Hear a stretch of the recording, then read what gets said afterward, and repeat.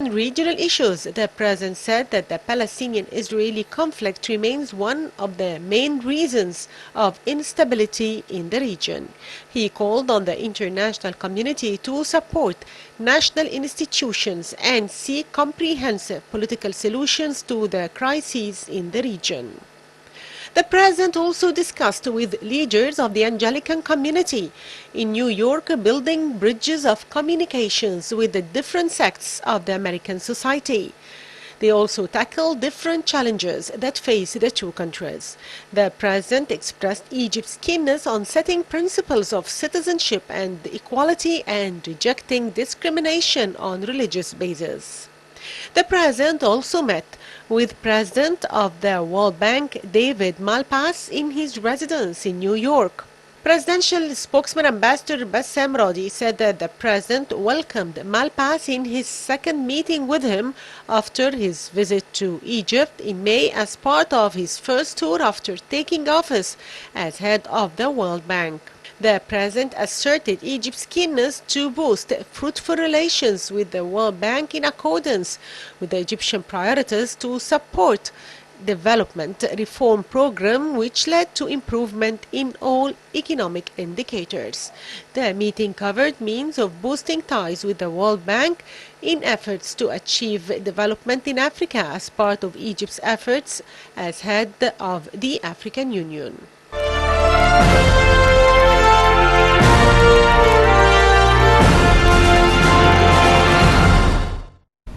President Abdel Fattah el-Sisi expressed Egypt's keenness to enhance cooperation with the UN and various institutions to help maintain international peace and security.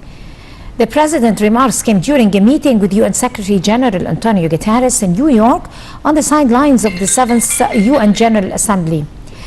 Guterres expressed the UN's appreciation for the long and fruitful cooperation with Egypt, hailing Cairo's efforts during its presidency of the AU this year. The meeting tackled the latest developments in regional issues, including efforts to combat terrorism.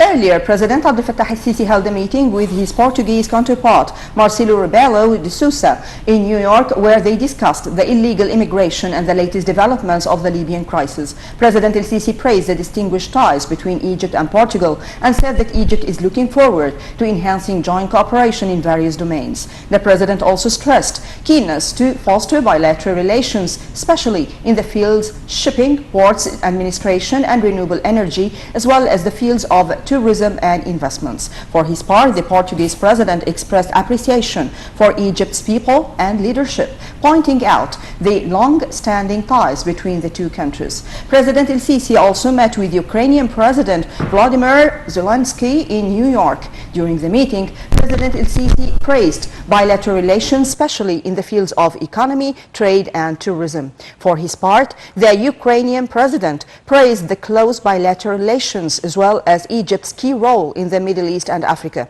The meeting also tackled a number of regional files, including the Middle East peace process as well as the crisis in Syria, Libya and Yemen.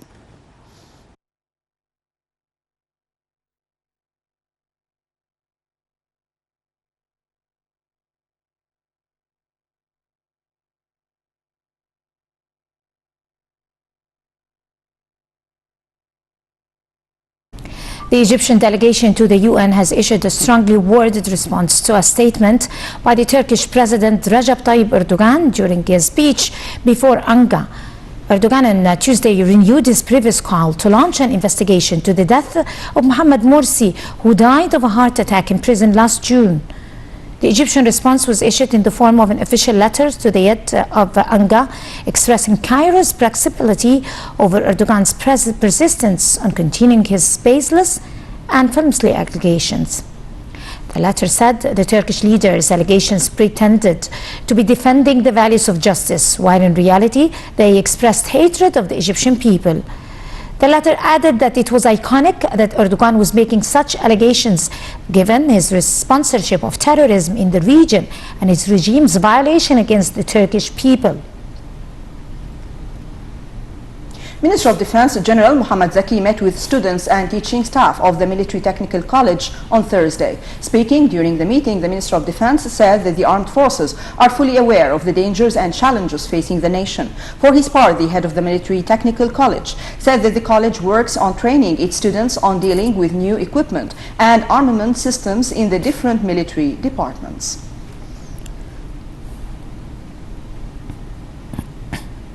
And police arrested a real estate broker who was inciting demonstrations next Friday on his Facebook account. The suspect was also chanting slogans of anti-regime satellite channels. The 52-year-old citizen was caught carrying 3 cell phones and a camera, in addition to thousands of £500 of coupons. Investigations revealed the 2 other persons have commissioned the suspect to use the coupons to encourage citizens to protest in Tahrir Square.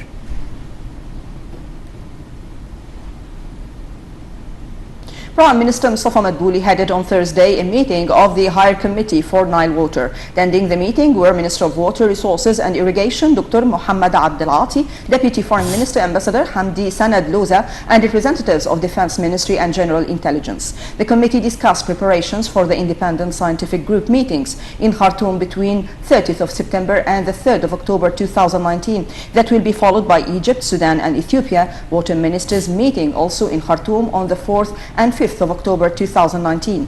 The Higher Committee for Nile Water also tackled the importance of joining a serious technical negotiations on Egypt's suggestion and any other visions that help in bridging the gaps between different points of views and reaching a fair solution that takes into consideration the interests of the 3 countries.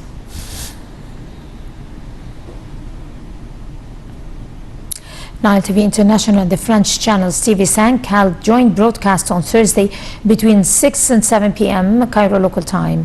The Nile TV International was presented by Noha Aleh and Umayma El Shel. The joint broadcast was part of TV5's special day on the Francophone countries. The 1-hour broadcast reviewed aspects of Francophone cultural life in Egypt and Egypt's ties with Francophone countries. Nile TV had similar joint transmissions with China, France, Kazakhstan, and a number of international world institutions.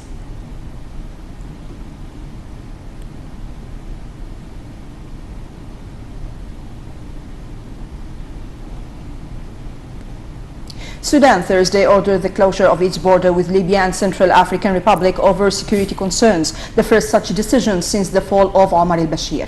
The decision was taken by the Civilian Military Sovereign Council